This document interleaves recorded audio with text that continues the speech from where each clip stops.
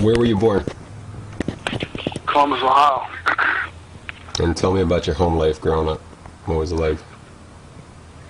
Say it again. Tell me about your home life growing up. I was good. It was, mother and father and 3 younger brothers. Was the oldest of 4.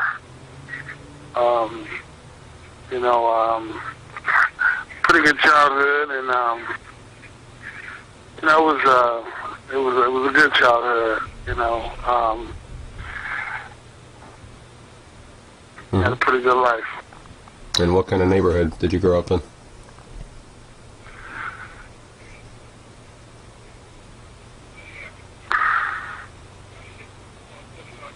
Is now a good time, sir? Pardon? Is now a good time to talk? Yeah. Okay. What kind of neighborhood did you grow up in? Good neighborhood. Played football in the streets. Mm-hmm. Ran around. That was pretty cool. Played, Little League football, basketball, boxed, and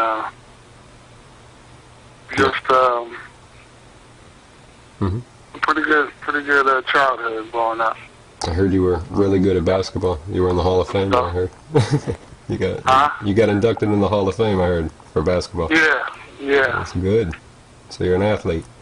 Did you actually That was the first love. Yeah? Basketball, yeah. Mm-hmm. Did you, enjoyed playing it. Was boxing your favorite sport, or you loved basketball more than anything? It was a good sport. I enjoyed boxing. Mm-hmm. I really had developed a strong passion for basketball. Growing up, basketball was pretty big in the neighborhood, growing up. Then the high school I went to, we were nationally ranked for basketball and stuff. And I was a junior, and we were like number 2 in the country. And it was starting from grade school. Basketball took pretty much it was nose to nose with boxing, but basketball kind of edged it out at the time. Well, the world got lucky. Yeah. And what was your relationship like with your father at the time? It was good. He was very instrumental in my growing up, my development, and it was a relationship. He had of course, he was a renowned boxer, mm-hmm. and professionally, and we had a boxing team on the east side of Columbus at a local recreation center, Blackburn Recreation Center, and I really enjoyed going there, hanging out with the other fighters and stuff, and training and competing. We had a strong amateur program in Columbus, Ohio, and learned a lot. We traveled, throughout the state and outside the state. A lot of guys that I ran into throughout my amateur career, I ran into a lot of them too, different weight classes and stuff in different states, and it's just exciting to see everybody's development and seeing how far different accomplishments we all achieve. Mm-hmm. And let's see, I just lost my spot. How old were you when you first went to a gym? 10. 10. I was 10 years old when I started, and I was over at Blackburn Recreation Center on the east side of Columbus, and it was a really exciting time for me because I not only got to train with the smaller guys, but while working there at the rec center, I got to stay over and be with the teenagers, so I got to see both sides. Hmm. It was, to me, I always thought of it helped me in my development as an individual, growing up. And before you went to the gym, did your father already show you some things before you went?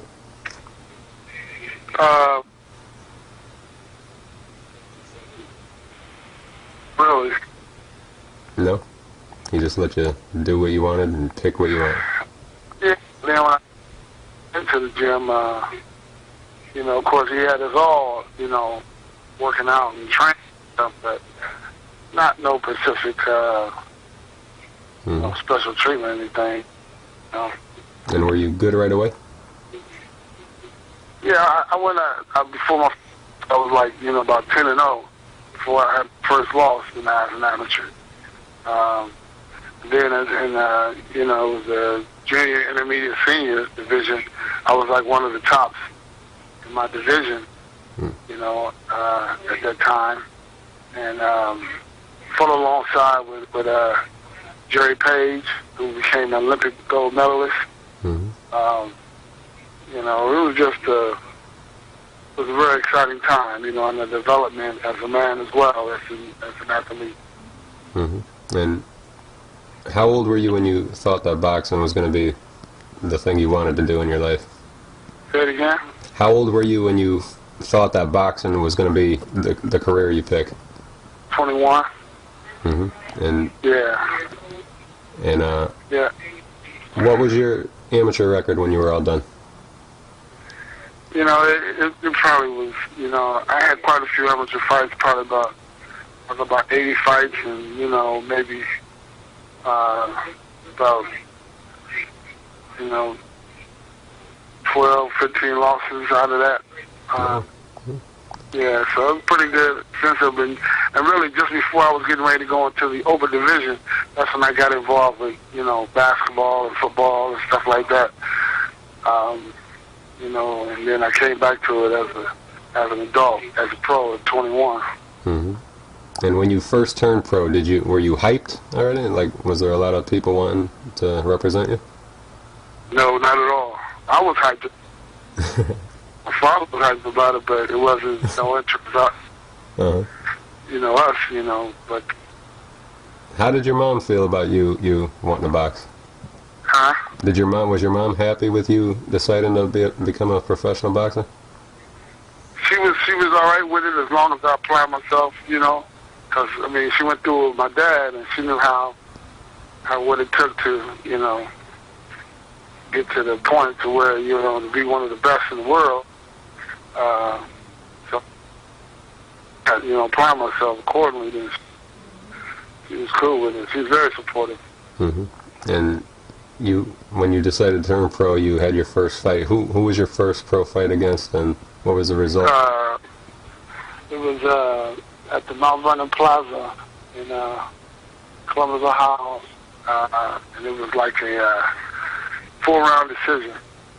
Do you remember that guy's name or no? Yeah, Dan O'Malley. So you consider that your first professional fight? Yeah, you know, and that's how it's on the record. You know, even though it was like on the undercard, one of my father's pro bouts that he promoted, but it was really an exhibition. I had lost my amateur status and everything by being on that card, so that became my first pro fight. Yeah. And how'd you feel after that first pro win? It was cool. You know, it was cool. Like I said, I was pretty excited. You know, about, you know, venture. Now, did you have that real nice jab that you had all the time, or did you develop it more as you got older? Well, in amateurs as well. You know, it was just I developed it more as a pro. You know. Yeah. Got to really be positive. I'm sorry. Sometimes your phone kind of... I keep thinking you're done because your phone kind of goes out for a second. Oh, okay. If I overtalk you, I'm sorry. Yeah, that was something I developed as an amateur. You know, because I was always, you know, wanting to be effective, and you know, I felt being with both hands instead of using the jab to set up for the right hand. You know, I used the jab to hurt you as well. It wasn't a thing where, you know, how guys usually, you know, be a southpaw or right. You always looked out for the left hand or the right hand, depending on the strong hand. I was always effective. Yeah, you had one of the nicest jabs I ever saw. Thanks. And in your fourth fight, you fought against David Bay. What happened in that fight? You know what, man? David Bay was a big-time card. The card with Larry Holmes. I think Larry Holmes and Renardo Snipes. Uh-huh. He was in Pittsburgh, and really just messed around before the fight, man. Some friend of mine. Mm-hmm. Went in there, just knowing I had something to do what I did. It was a learning experience, that I felt I had to go through because, it was something that made me realize just how tough it was and how determined you had to be to be in the game, and you can't be messing around and taking it lightly. So that was really one of the determining factors of making me decide whether or not I was going to be for real about it or not. And with that loss, I really became even more determined, succeeding in the sport. Mm-hmm. And then you put some wins together, and then you fought Steven Tankstead. You were deducted some points for what? Do you remember what? Yeah, hitting on the brakes. Yeah, okay. That's when we fought in Chicago. Mm-hmm. And, it was just being overly aggressive. I knew what I was up against, and I know he had been coming in the United States to be getting fights and then go back to his country. So I knew I had to put together, I had to knock him out to even get the win, and I was just trying to get him any way I could.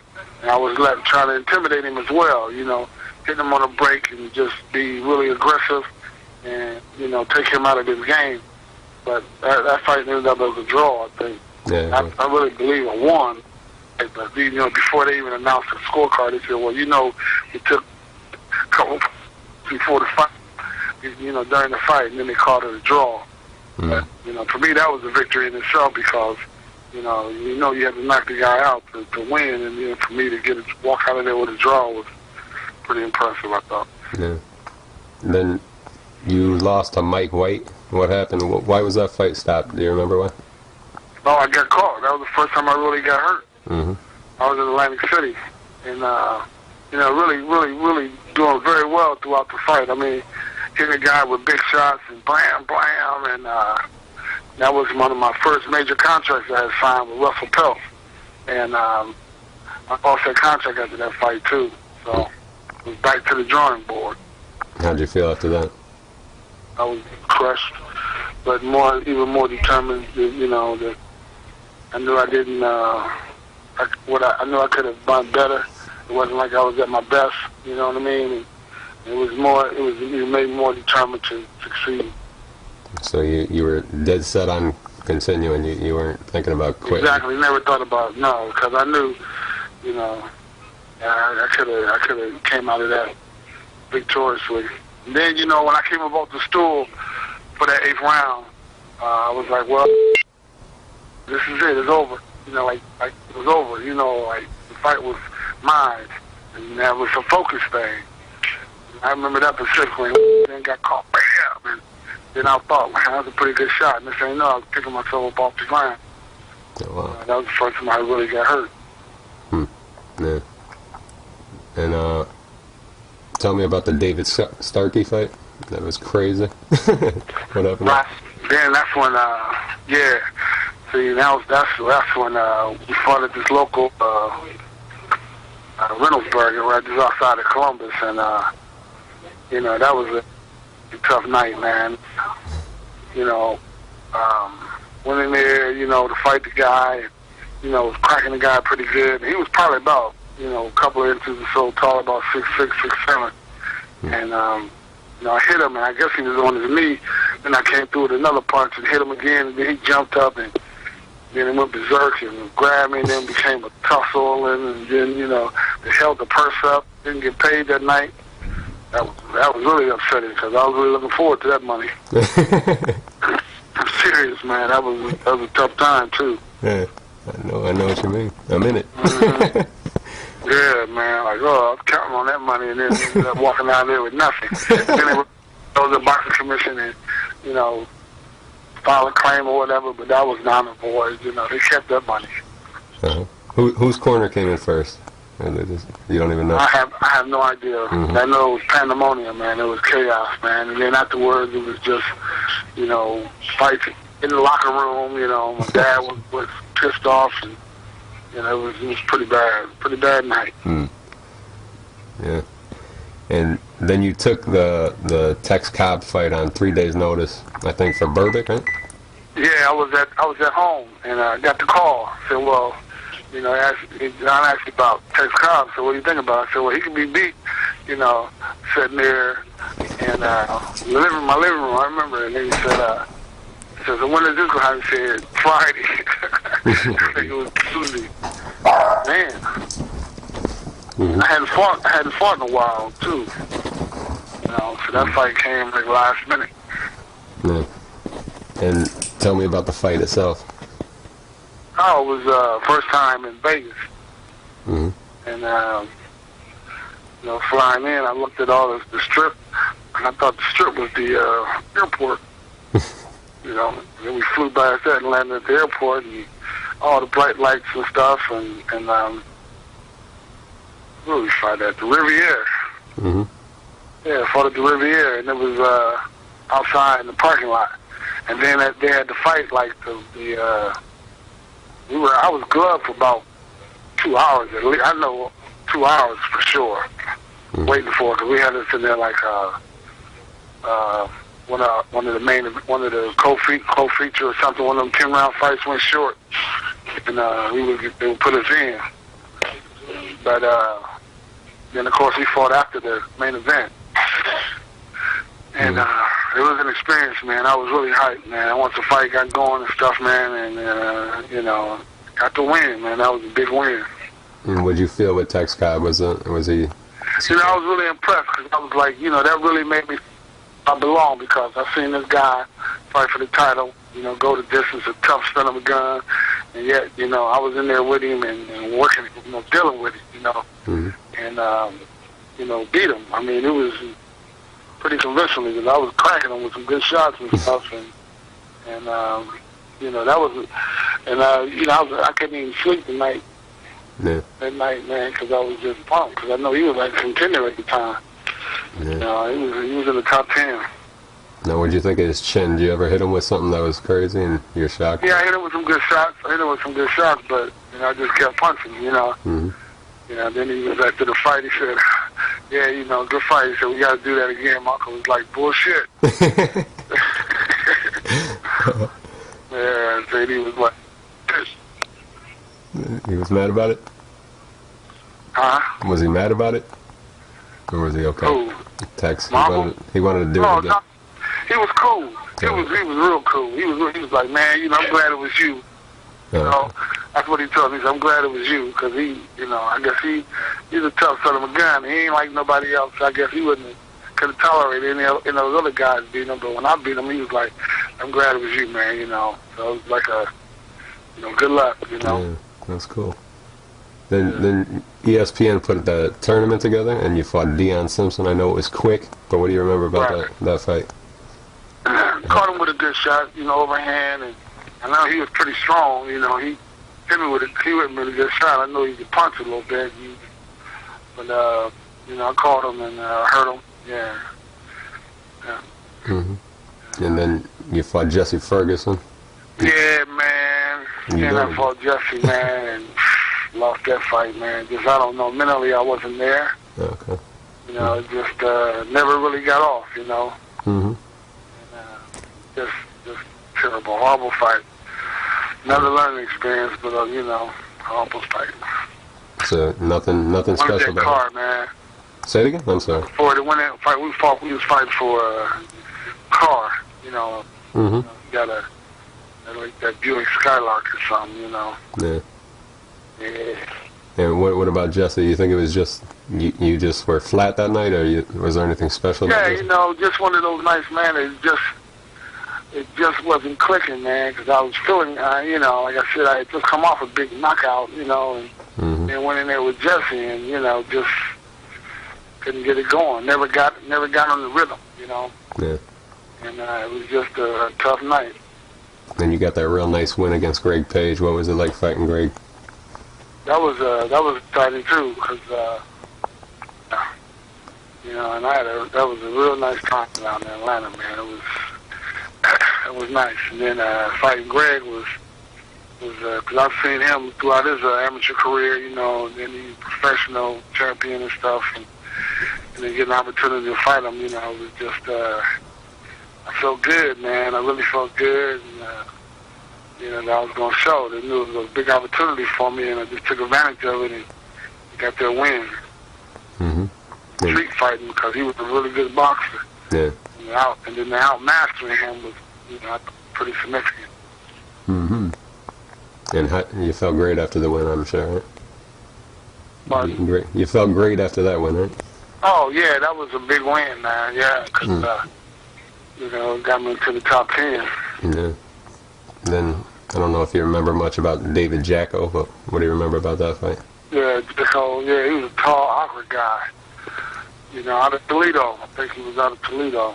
Mm-hmm. He was just an awkward type of fighter, but, just being aggressive, kept throwing punches and,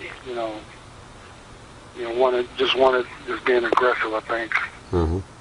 And how did you find out that you got the title fight with Tony Tucker coming up? Who told you about that? It became official. That was because they stripped. I was number 2 in the world at the time, and Tucker was number 1, and they stripped Larry Holmes of that IBF title, and we fought for the vacant title. So the number 1, number 2 contender fought for that title. That's how we got that shot, the first shot. And that was a pretty tough time because the camp was not the best camp. I had my dad involved with me at the camp, and he didn't like, a lot of people. He didn't like, John and JD, and it was just because it was a really uneasy camp because most of the camps are just everything goes, everybody's getting along and focused on one goal, and that's to get me ready for the fight. Mm-hmm. And in this case, it was just that, my dad was just being Bill Douglas, man, and, he didn't like him. He just really just kept he just wasn't really being social. And it made a lot of tension, there was a lot of tension throughout the camp. Yeah. I mean, I was in great shape and stuff for the fight and stuff, but mentally it was just an easy thing, and then he carried over to the fight, Mm-hmm. And I had been in camp with Tony, early in our careers, my dad took me up to Detroit. We spent the weekend up there working out with Tucker, and I did pretty good with him in the gym and stuff. I know it's different from the gym to the ring, but it was just really one of my best performances. That's all. Mm-hmm. And boxing's such a big mental sport. Yeah, and that's the main thing. Mental. The mental. If you set mentally, man, you have a great chance of winning, and your conditioning is good. It makes it a lot easier, but. It was very stressful, preparing for that fight because I said again, it was just, everybody wasn't comfortable, Mm-hmm. So then after that fight, my father and I really kind of split ways as far as him being my main trainer. And then it was just, Johnny, JD, and then whoever we brought in to, work with me or something, But, it worked out though for the best. Did that cause a family tension? A little bit, but, I think it really subsided because I was still coming over to the house talking to him about what I did leading up to the fight. I mean, training-wise and stuff, kept him a part of it like that, Uh-huh. But, it was just, it was a stressful time while he was actually in the gym with me because, the way he wasn't being very cordial to nobody else but me, Mm-hmm. And I felt the tension, and everybody else did too. Yeah. And what about the Tony Tucker fight itself? What do you think of Tony Tucker that night? Was he extra on, or do you just think it was just your mental lapse and the way the training camp went? I'm sorry, say it again? Were you impressed with the way Tony fought that night? Or do you think it was more just because of the camp itself and... Oh, yeah, Tony fought well. I mean, you know, they came to get it, man. I mean, he was always a professional. I mean, like I said, when I trained with him a few years earlier, we were both coming up, you know, and, him and his dad, they were, you know, very professional and had their eye on the prize, you know. They knew what they wanted, you know what I mean? Mm-hmm. And to fight a guy like that, not only fight a guy like that, but beat a guy like that, you got to be on top of your game. And that night I wasn't. Mm-hmm. And how'd you feel after it was over and you left empty-handed? Yeah, and I was even more determined. I mean, it would just made me, you know, it would just be so close to the prize, and come up short like that, you know. But it just, you know, again, it just, you know, determination just even got even more intense. Like, well, you know, I just had to make a few changes. I had to give it another shot, you know, get it back in there. Yeah, and obviously you were feeling it because you wouldn't have got rid of your father. You know, you could tell that you really needed to make a move, and you did. Yeah, I knew that's what it had to be for, not only for me, but for everybody, you know, to make the whole, because, you know, I like everything to be, everybody to get along and everybody to be cool. It's like, look, main focus is me, so while everybody thinking about me, then it's all good, you know. But in this case, it was just, you know, thoughts all over the place, you know. My dad was just, you know, he wasn't being, you know, a team player at the time, you know. Yeah. Then you made your camp the way you wanted it to be, and you got some good wins, and you got a good win over Jerry Halstead. I understood it. That's the way, that's his makeup. That's the way he is, you know. Yeah. It was just that the people around me that I cared about, it wasn't, you know, they didn't understand, you know. It's like, well, something had to be done because, you know, this is what I want to do and what I want to be successful at. You know, I had a choice, you know. What was the fight with Jerry Halstead like? Jerry Halstead. Do you remember Jerry Halstead? No, Wimpy Halstead. That was pretty cool. That was a good fight. Out of Oklahoma, worked with him. Kid out of Oklahoma became a champion, Sean O'Grady. His corner. And that was a good fight, you know. Could have stopped him, but he was pretty quick though. For heavyweight, that was his asset. Yeah, he could get away from the big shots. Just got away from him, you know. He was a small guy, but he was you know, he's tough. So you're saying he was like slick and wimpy? Yeah, you know, wimpy. That's somebody in the crowd. Wimpy. Yeah, he was just missing him. Shoot. He knew he seen the big ones coming. Yeah. You just got out of there. Yeah, just got out of the way. And then you fought Mike Williams. What was that fight like? Anything impressive about Mike Williams? Fight that, you know, I was, you know, felt good, and you know, everybody was screaming about him because he had just got through going 10 rounds with Tim Weatherspoon, and everybody thought he beat him. They were really high on him and stuff, but you know, it wasn't a concern of mine. And I just took him out easy, really. That was pretty easy because he was built like, you know, he was built beautifully built, you know. Yeah. So nice. I was dropping him with jab. Yeah. You can do that when you got a jab like that. Yeah. And then you fought Trevor Berbick. Yeah, Trevor. Yeah, Trevor. You know, I felt I could have fought Trevor even better, but I didn't eat better that day, man. I was in there kind of, you know, a little weak.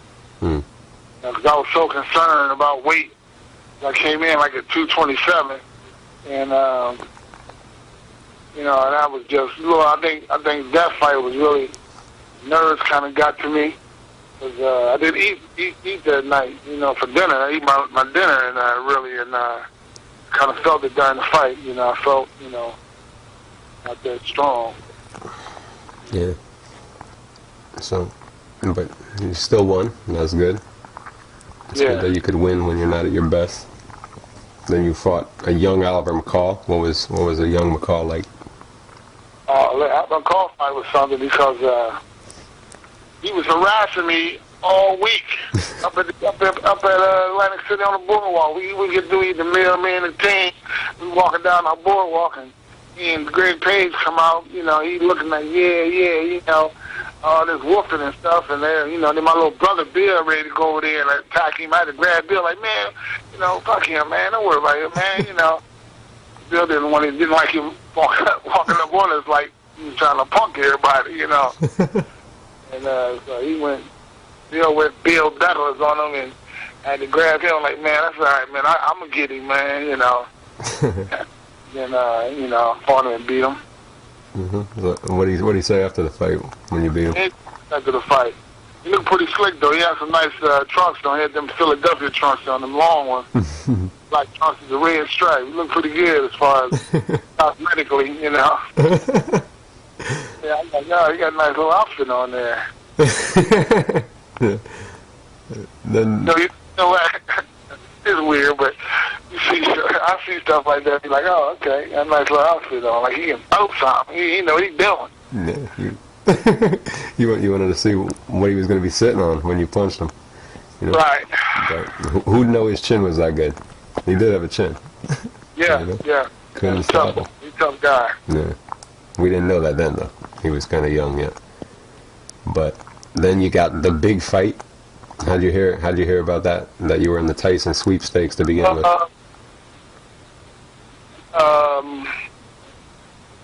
John called and said we had to fight, you know. Did you even know they were thinking about you yet? I knew I was close. I knew I was right in the, you know, come on. I was like right there, man. Mm-hmm. And I was number 2. Yeah. You know, and then I think it was a fight that we were going to fight in Atlantic City, and that fight got postponed. Then they said we had the next one. Yep, that's how we ended up getting that shot. Now, before you even got the shot, did you had to imagine yourself fighting Tyson? Did you think you could beat him already, or were you not sure? Yeah, I mean, I thought I had a good chance. I mean, you know, I wasn't, you know, all that hype and shit. I wasn't into that, you know. But I mean, I looked at him like he was all right. You know what I mean? It's like, you know, I see a lot of guys. Like by that time I got to fight him, hell, he had went through, you know, several guys that was in there scared to death. You know. Mm-hmm. You know, when you're in there with that kind of tension on you, man, as soon as you get touched, you crack. You know. Mm-hmm. Makes the punches even more powerful. Yeah. You know, when you anticipate a thunderous shot. Mm-hmm. Then, you know, it was just like, I knew it was my time because of what was going on in my life at the time. It was just hard. My personal life was in a shambles. You know, things were going all haywire and stuff, but I maintained focus because I knew it must be something bigger on the horizon for all this stuff to be going on with my life. And then my mom ended up passing. That was really the silk deal, you know, like, this is crazy, you know. But, you know, training went well, going well, and, you know, I just felt even more determined and confident. Now, when your mom did pass, did you consider pulling out? Or? Never. Never considered. John called me and asked me. I said no. Hell no. Mm-hmm. You know, because I went over to his house and told him. I said no. It was all good. Yeah. You know? And tell us about your mom. What was your relationship like with her? Real tight, right? Yes, man. That was my heart, man, because, you know, she, man, every time I fought and stuff, I would give her money, and, you know, you know, it was just, I tell you, after if she was, you know, she was my best friend, and she was my, and I love my mother, man. I always wanted to do good for my mom, you know, and it would just please her. Yeah. And what did you feel inside? Was there did you feel the fire get lit after that? Did you just want to? How did you feel after you found out that your mom passed? Did it? Yeah, when I went over there and yeah, she was already gone, but she was in the bedroom. The paramedics and stuff had left. I was just even more determined. You know, it just intensified my determination. Because I knew that's what, you know, she would have wanted. You know, she wouldn't have wanted me not to be able to continue. And she was a very strong woman. You know, her mother ran the house. I mean, my father was the head of the household, but you wouldn't tell. But whatever she wanted and whatever she did, that was it. You know, she was she was there with all men. You know, it was me and my 4 brothers and my dad and her, and that was, it didn't matter. If Lula said something, that was it. She had him. If she told him to do something to us, that was it for you. Yeah. So your mom was the boss. Yes, she was. Yes, she was. Beautiful woman, man, and you know, it's the world to me. Yeah. Yep. I know how you feel. And then when you got to Japan, how'd you like Japan? How'd they treat you there? They treated me well. Yeah, good palace, really nice hotel and stuff, and you know, it was really nice. Everything accommodations was great. And what was the build-up for the fight like? It wasn't too bad. I mean, you know, they had decent press coverage and stuff at the fight, you know. But I'm on a press stayed over at the Great Otani where Tyson and them stayed at, of course. But you know, like when I had you know, my workouts, I had some press there, asking me questions and stuff, you know. But it wasn't nothing like when he was at the camp, you know, when he had his time in the gym, of course, it was like wall to wall. Yeah. Yeah. But when I was there, he had a group of people there, you know, that was curious. I guess he had to ask me something. You know, and they had to have a picture of something. Like, this is the next victim. This is what you think is, you know, like, okay. Even though it was written in Japanese, I knew fine well what they were saying. It just looked like the symbol of victim, right? Yeah. Then did Tyson and you talk at all before the fight? Never. No. And how'd you feel? Oh, I'm sorry. Not at all. And tell me about the night of the fight. How'd you feel inside? I felt good. It was, you know, relaxed. You know, that was the main thing. You know, I was really relaxed. And, you know, I felt confident about what I did preparing for this fight. I felt that I was ready for the fight, you know. And it was just getting in there, getting that first punch off, you know. You're really getting to the fight, you know, get relaxed mode. And then when you're walking to the ring, were you surprised by the crowd yet? Or did it not even seem out of the ordinary yet? No, I was pumped, man, ready to just go in there and do my thing. I knew it was on then. You know, my biggest fear leading up to that fight was that it wasn't going to happen. It was going to be a postponement or something. Something was going to happen to where it wasn't going to go through. Get delayed. And once we started coming out the dressing room, I knew it was on in. Wasn't no looking back there. And when the first bell rang, what did you think of Mike's initial punches and the first time you felt what he had? It wasn't something I hadn't felt before. You know, wasn't no, ooh, he really hit hard. Nothing like that, because I've been hit a lot harder, you know, before. You know, but it was just, like I said, you know, I maintained calmness, and I was ready to go ahead and get it on. Was there any talking going on during the fight? No, you don't do no talking, man. That's crazy. It's a joke, bro. You know. Yeah. I used to talk. He never. It was all about, you know, the fight, on punches. At what point in the fight? I'm sorry, I don't want to interrupt you. On top of it, you know, that's what it's all about. And then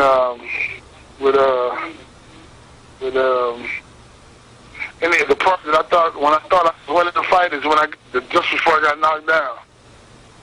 I was like, man, I'm doing super fantastic.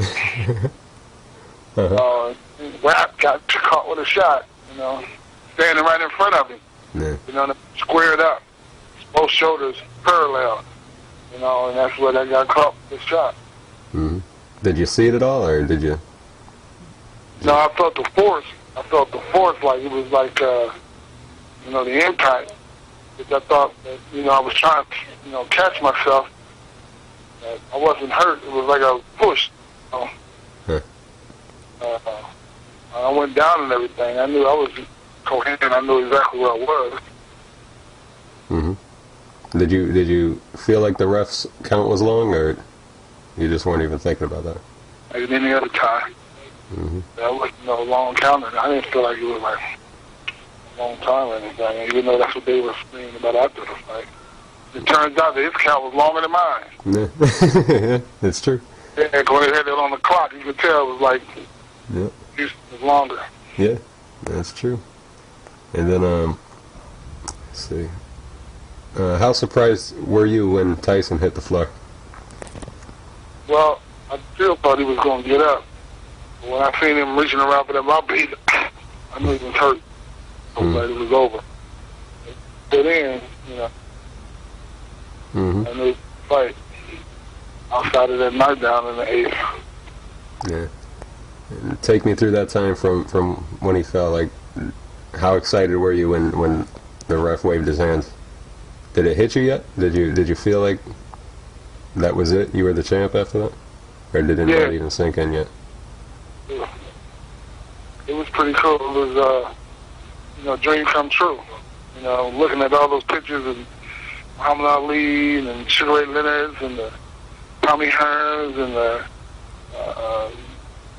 marvelous Marvin Hagler, you know, with their belts on and the centerfolds, you know, magazines, and then actually accomplish a childhood dream was just an awesome experience, awesome thing, man. Yeah. Did you? Wow, living the dream. Yeah. Did you sleep that night? Yeah, I don't know. What did you do in Japan that night? Any pictures of that, but you know, I was like, you know, wow. Did you have a lot of fun in Japan after that? Just celebrate? You know, not really celebrate, but just reflecting. You know, like wow, you know. You know, my trainer and I, John Russell, we were sitting in the room. It's like wow, you know. Wow. Yeah. I can't imagine. And yeah. You know, what did Mike say to you after the fight? Anything? Nothing. Nobody said nothing. And was there a post-fight press conference? I don't remember hearing anything about it. Well, it was, but we weren't involved. Let me see. They were over there talking about, they had a press conference after the fight. Yeah, they did, but we didn't. You know, we didn't go. They were over there talking about the protest and the decision and all that outcome. And, you know, it's like, whatever. Mm-hmm. Got it on the plane and came on home. Yeah. And did you hear anything about Don King wanting to get the WBC to take the title away, or what did you think about all that stuff going on? Yeah, I thought that was like, oh, baby. You know what I mean? Like, now they pounding. First time didn't go their way, and I didn't want to, you know, pout about it. Yeah. Did the stripping ever did you ever hear anything that it really might happen from the WBC themselves or anything? Yeah, I heard about it, but then the public outpour was so tremendous that they would let it go. I think that's what really stopped them from, not only it was on the TV, and then the public outpour was like, whatever, don't even trip. You know what I mean? Yeah, that was the public outpour. Then they went on and let it go because with nobody really following them behind it. I'm like, whatever. Yeah. And what was the media like in the weeks following? How long did it take for the shock to wear off and stuff? How was life different? Man, I'm gonna tell you, it was like no other. I'm telling you. You know, I never got a break. I mean, I was always like, I was the thing. You know, it was like, and pulled in every which direction, every which way. Yeah. From walking in the main entrance, walking through the kitchen. You know. Yeah. When it finally did go away, how is it like now with the passing of your mother mixed with probably the greatest moment? Oh yeah, see that was all like a big snowball, all at once came back around. Pow. And then how'd you find out you had a video game deal going? How'd that come up? With Sega, my publicity guy that went out and getting promotional deals from me. He told me they were coming out with a Buster Douglas deal to Sega.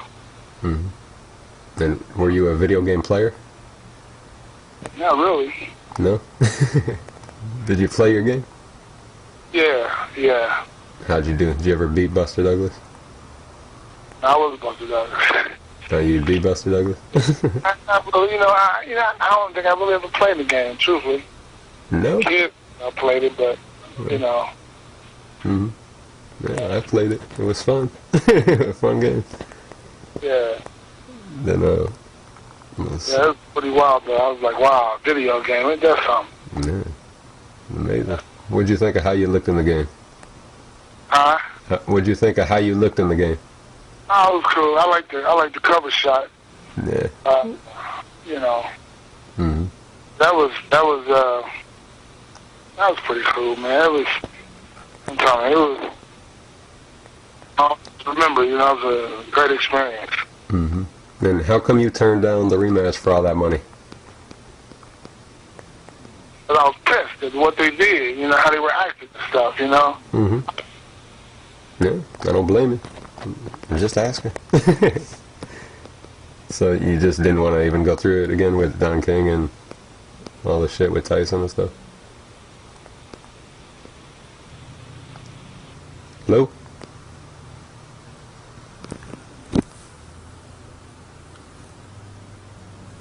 Hello?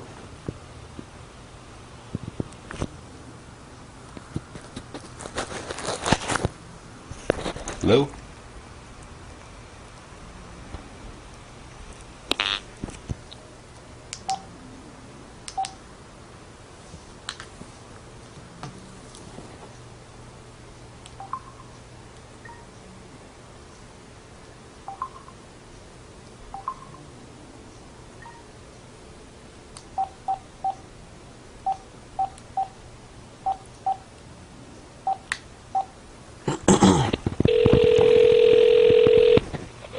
Okay, call drop. Okay. I thought it was my phone. My phone dies like that sometimes. So you just didn't want to go through the second fight again with him? Or were you just trying to make him wait a little? Yeah, but I was just pissed at them, for how they really messed up my victory lap, so to speak, Mm-hmm.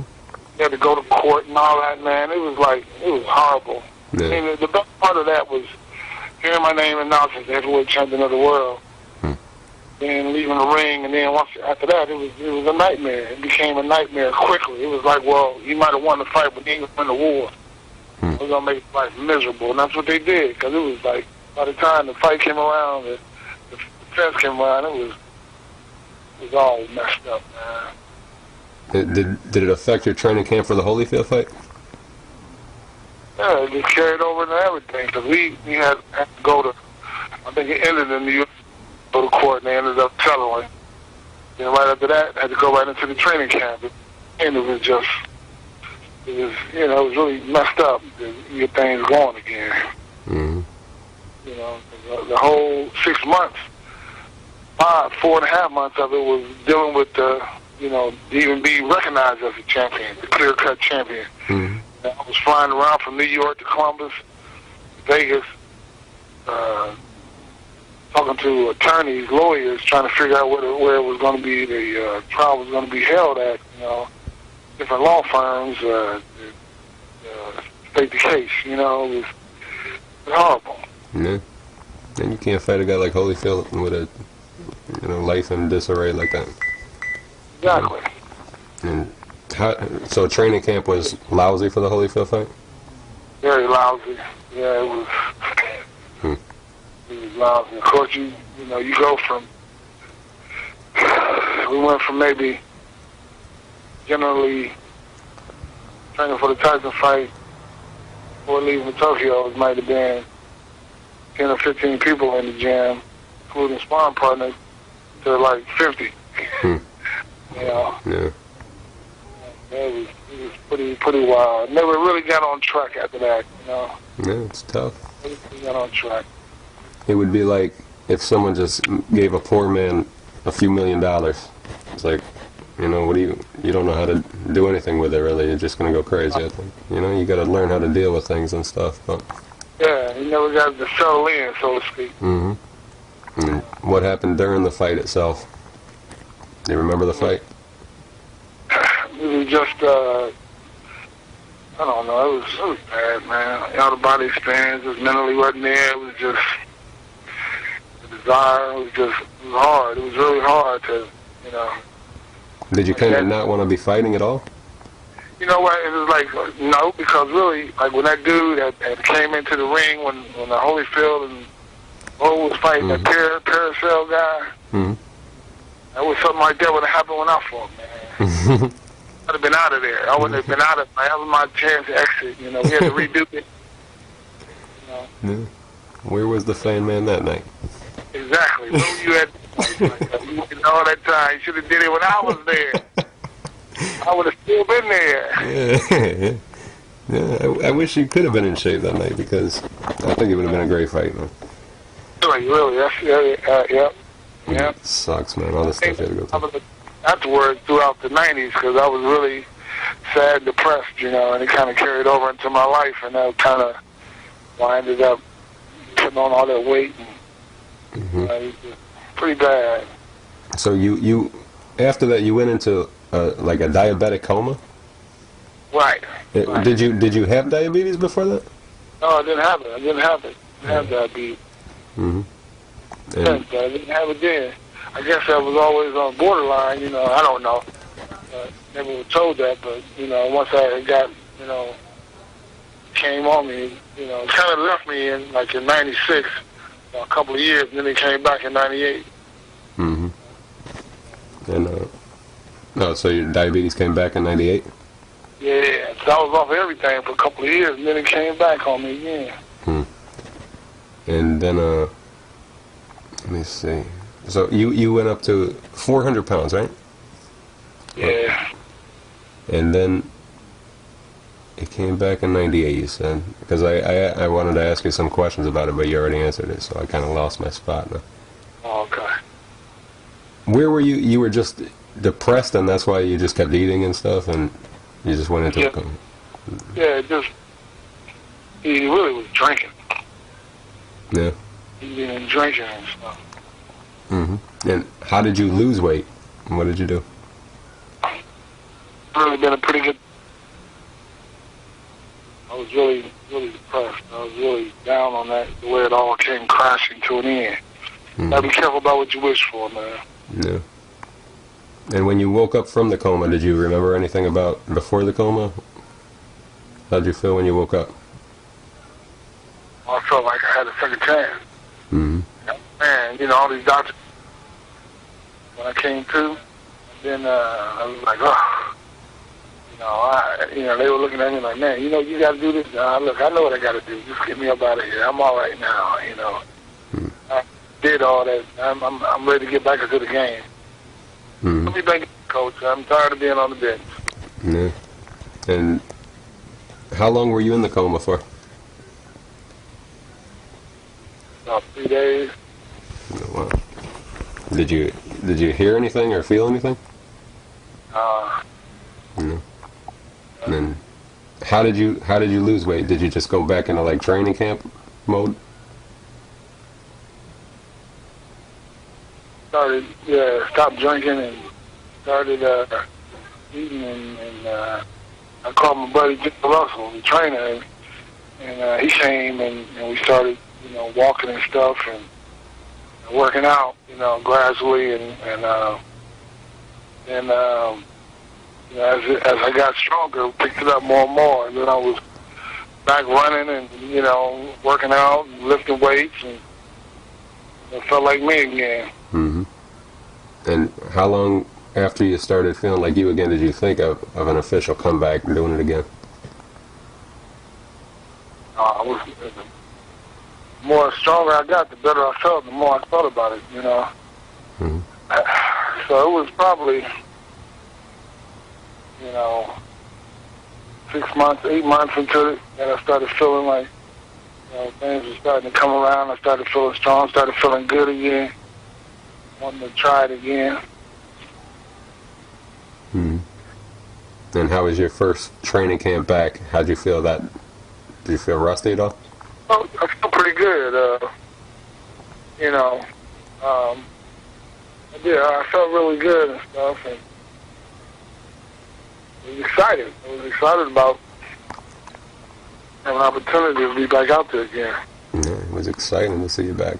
And you returned like almost 6 full years later. How'd you feel fighting Tony La Rosa? That first fight? It was a little nerve-wracking, a little nervous. Mm-hmm. But then, you know, just felt good as the fight went on, and you know, just felt good. Yeah. And you fought Rocky. He helped me get motivated too, because he covered a couple of good shots. Like, oh shit. Mm-hmm. Yeah, and you got to be rusty somewhat. 6 years off. Then you fought Rocky Papelli. Anything special about Papelli? Just another comeback. It was just So nothing stands out to you. Yeah. How about Dickie Ryan at the Garden? How'd you feel fighting at the Garden, the Mecca? Oh, that was awesome, man. Yeah. That was awesome. That was, 'cause, you know, my dad fought there. Mm-hmm. We fought in didn't fight in the Garden, though. We fought in the little room, Yeah. you know. The theater. That was nice. Yeah, that was nice, though. It was nice, man. I really enjoyed it. Mm-hmm. And how'd the fight go itself? Were you pleased with it? Huh? How did you feel about the Dickie Ryan fight itself at the Garden? Were you pleased with how you felt and looked? Yeah, I was pleased. I felt like things were really starting to come back, starting to click again. You know, I felt comfortable. Mm-hmm. I was really starting to get into the swing of things. Yeah. Did you have the same trainer you had before? Yeah. Okay. And then you came to the Mohegan Sun. I remember that because I went to this fight with Brian Scott. Right. How was that? What was that fight like? I was excited. You know, the funny thing about that fight was I called my brother the night he upset that African that they were really high on HBO. And I called my brother Bill. I said, Bill, man, it was, you know, Larry Merchant was all on this guy's jock, man. He was talking about how well he was, and, you know, folks just sit back because you really going to see something. And then Brian Scott went out there and knocked him out. I was cracking up. Mm-hmm. So I was like, he got rid of that dude, man. Bill was like, yeah. It seemed like then 2 or 3 days later, I called Bill back and said, man, get. Hello? Say it again. You called Bill back and what? I called my brother back. I said, guess who I'm fighting next? And he said, I told him it was Brian Scott, the guy that just knocked out the African. Mm-hmm. Yeah. So you shocked Larry Merchant 2 times. And then you had that fight with Louis Monaco. That fight was crazy too. What happened there? Yeah, he hit me on the break, man. Yeah. After the bell rang, right? Was it? Yeah, after the bell. Yeah, it was dirty fight. Mm-hmm. Yeah. And what did you say to him after? Anything? Any words? Anything, Tony. That fool, he left. I mean, he just left. I mean, we didn't see each other after that. What round was it? Do you remember? Second round, was it? Yeah, second up, third round. Maybe he was just nervous, I was thinking. Yeah. I don't know. And then you had the fight with Quinn Navarre. And that was a pretty good fight. How'd you feel after that, as far as your comeback? Did you feel ready for anything? Yeah. Quinn, I thought was a pretty good fighter. He boxed pretty good. He gave me a lot of movement and stuff. You know, he was active. Mm-hmm. Getting some right opponents, you know, leading up to the, you know, during that comeback. Felt pretty good. Mm-hmm. Yeah, Quinn Navarre was a pretty good fighter. Yeah, He looked good. he's a football player or something, wasn't he, from Indiana? I'm not sure where he's from, but I think he did play football. Yeah. I don't remember where he's from though. But then you fought Lou Savarese. Tell me about that fight. How'd you feel about Lou Savarese? I went out there medicated. The what? Medicated, man. I had my sinuses bothering me and stuff. Took these pills, man. It was drowsy. That was the worst. Yeah. So, nothing special about Lou Savarese?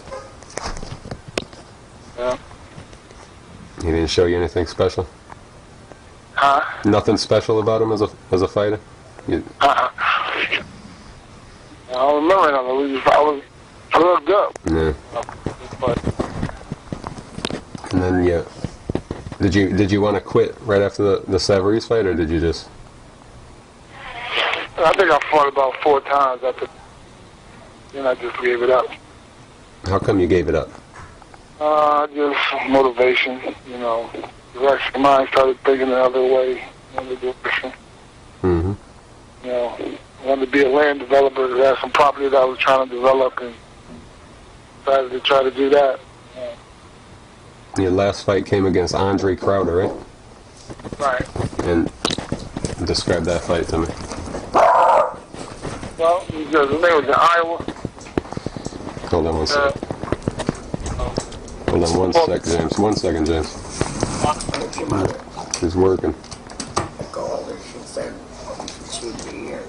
Nope, not here yet. Alright. Princess, be patient. I'm sorry, James. My mother's ex-husband came by. What happened in the last fight with Andre Crowder? Hello?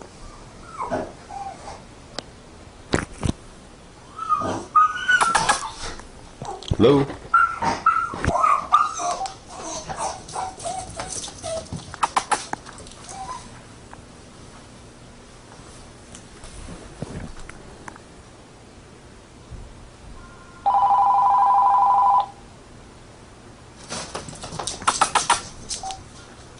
Hello?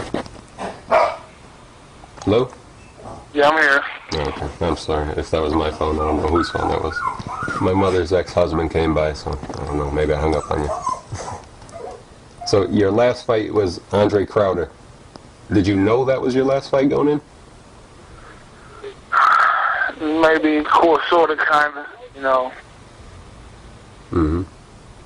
And just your heart was out of the game? You didn't want to do it anymore? Yeah, I was starting losing interest again. Because you were still physically good. I remember.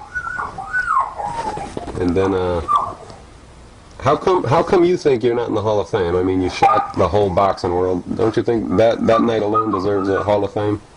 Yeah, I do. Yeah, but it's just not to be. Man, that's crazy. Is there any talk about it anymore, or do they not even mention it? I don't know. I couldn't tell you. Huh. You deserve to be, James. Yeah, thanks. And what are you into now? What's life like for Buster Douglas today? I saw pictures on Facebook of you with a boxing ring in the back, so you're still involved in boxing in some respect. And what are you involved with? Just working with John with this young heavyweight we got this fighting this weekend, down in Indiana. He's like 10-0, John L. Smith Jr. and that's a kid out in Columbus. His name is Shannon Smith? John L. Smith. John L. Smith? Yeah, John L. Smith Jr. Uh-huh. And are you hands-on training him? Not really, just giving him advice and stuff. Because really, with John, we're just doing so many different things, working with him, coming in from time to time, like with the hand pads with him or something. I sparred with him a few times in the beginning, but for the most part, just advisory type of thing. Mm-hmm. So you do still get in the ring and spar a little bit? Not anymore, not with John, but might go over to the gym and work on the bag and stuff like that. Yeah. Oh, that's cool. And what kind of shape are you in today? You look good. You look good in your Facebook pictures. Yeah, look do all right. Pretty good. Yeah. Leather coat. Hey, look, I can keep them off of me. That's nice, man. How's your jab still? Still nice? Jab is always going to be there. Mm-hmm. You'll be 90 jabbing. Yeah, that's right. And are you married? Yes, 3 sons, 4 sons, and So you're just like your father, just making boys. That's right. That's right. Making man-child. Yeah. Is your dad still around? No, he passed in '98. Did he? How did that touch you? Did that hurt as bad as your mom passing? No, it didn't. It hurt, but you know, it wasn't like my mom. But my dad kind of knew he was gone because he had cancer and stuff, and he was really getting at it. Mm-hmm. I'll tell you what, though, he's a tough guy, man. He showed me how to go out, man. I'll tell you, that dude but no regrets, man. He was the way he was. He never changed, you know. Yeah. He never did, man. And how old are your kids? He did, man. Do you even remember? There's a lot of boys, huh? Yeah. They all grown up men? Huh? Are your sons all grown up now? Yeah, my youngest is 6. Uh-huh. And Okay. Yeah, I got a 6-year-old boy. I got an 18-year-old. Then he's like 21. Like Tokyo. Say it again? I'm sorry. 21 what? He's 21. Wow. Mm-hmm. Tomorrow's like 30. Mm-hmm. Yeah, that's great, man. Yeah. So you seem happy now? Seem happier? Yes, do. I am. You're fighting the battles, but, you know, that's what life is all about. Yeah. Keep on punching, James. I appreciate this conversation.